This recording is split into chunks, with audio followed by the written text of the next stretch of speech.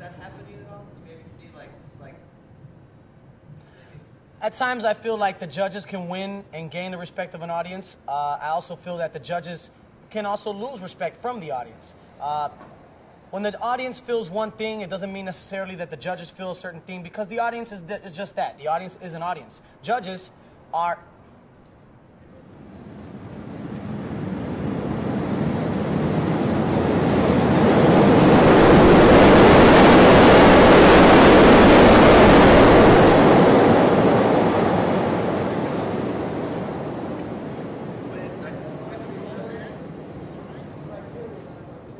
Well, the fact is, I had a very important point to make there.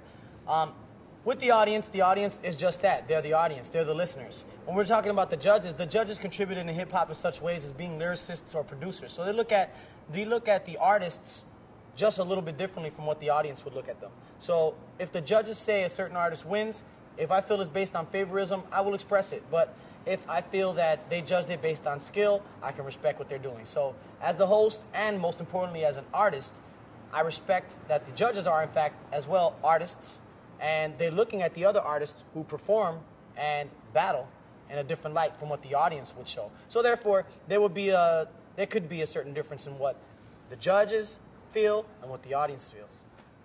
Like, did you sense that maybe one of the judges had a beef with one of the MCs, and they were...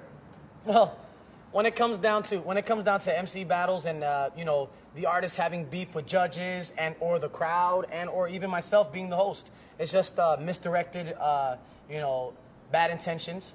Sometimes people got a lot at stake. You know, they got their pride, like I said before, their mystique, you know, at risk when they step up to the mic and they get ripped by another MC. So at times, the contestants could throw derogatory statements toward the judges, and the judges, being as prideful as they are, they're going to go right back at them. So rather than just taking the bigger man role and just sitting back and letting him talk his trash because he lost, they feel like they might have to say something back. I don't know what judges did it, so I'm not pointing any fingers toward any judges. But if that happens, and that just so happens to be the case, you know, c'est la vie. This is something that people are saying, like, in some of the battles, they went in extra rounds, not because they needed to, only because the judge wanted to give the other guy, the guy that was maybe losing, a chance to redeem himself. You know what I mean? Like, he wants his boy to win, he's getting served, but he still wants his friend to win.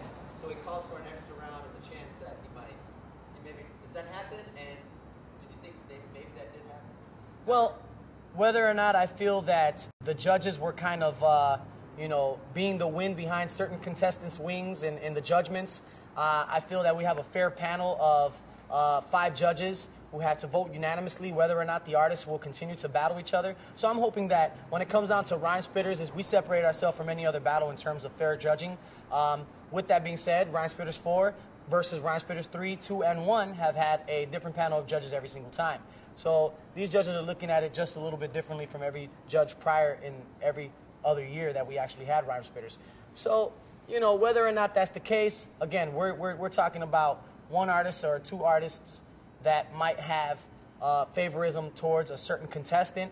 But again, we have 5 judges, we have an odd number, we have a consensus, we have a vote, and you know, I'm hoping that that shows the diplomacy of Rhymespitters. Maybe like, we only have a couple more questions. Like, what is the ideal judge?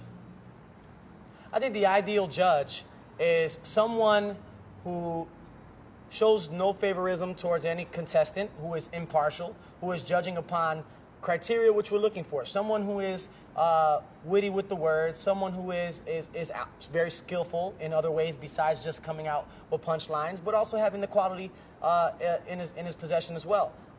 Someone who has presence, someone who has a swagger, you know, and maybe a judge could also be brought from out of the scene in which we're expecting some of the contestants to come from. Therefore, we have a judge who looks at the contestants in a way like, I've never seen this person, I'm not influenced by his rep, and I'm gonna judge him fairly and impartially. For example, if we had Rhymefest and Juice come out, that's just a little plug to you guys. Rhymefest and Juice to come out, everybody knows them as MCs who battle and dismantle people through battle lyrics. They also make very good songs.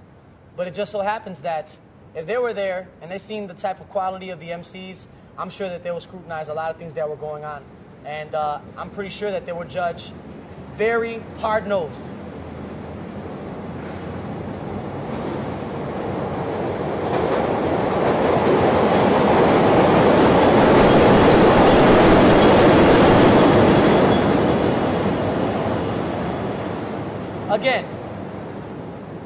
Again, this is not to say that the judges that we have were not sufficient at what they were able to do.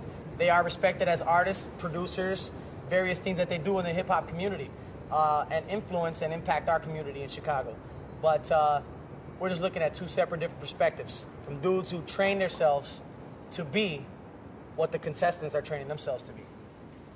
Whether or not I was the host or judge, do I feel Doomsday deserved to win? I think Doomsday was very witty. I think he was very versatile in the sense that I challenged them during the lightning rounds of the final battle, and they were able to come through. I think both MCs were able to shine through. I don't think any of the last two contestants, for that matter, were losers in my eyes. I think they both displayed their skill, their ability, showmanship, presence, and they were both great.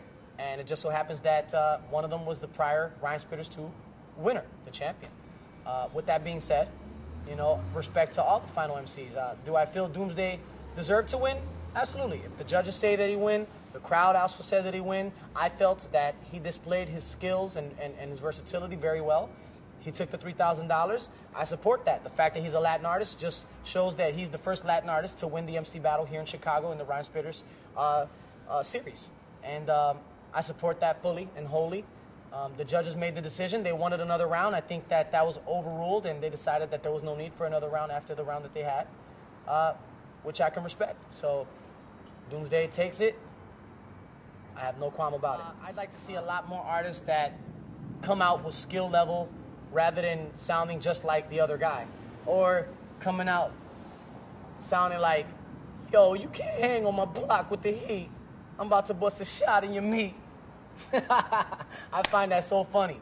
And I'm looking at certain brands of MCs, and that's good. It's good to have a different class, different types of artists come out. But at the end, at Rhymespitters, what we're looking for will hopefully always shine through.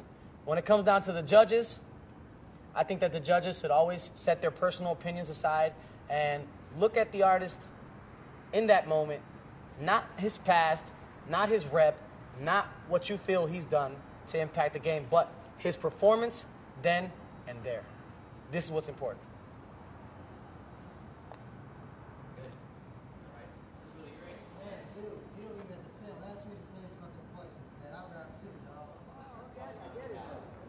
I don't try to act hard. I'm just me. I'm a grown man. No, I thought you was acting for the camera. I was acting. Hell no, you wouldn't. All right, let's start. Start it right now. Start this. Record that.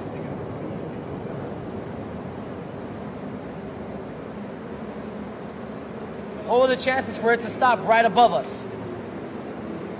The world may never know. I can't tell from there. Where are you looking? I'm looking everywhere. Just get out the way, but if you focus on that.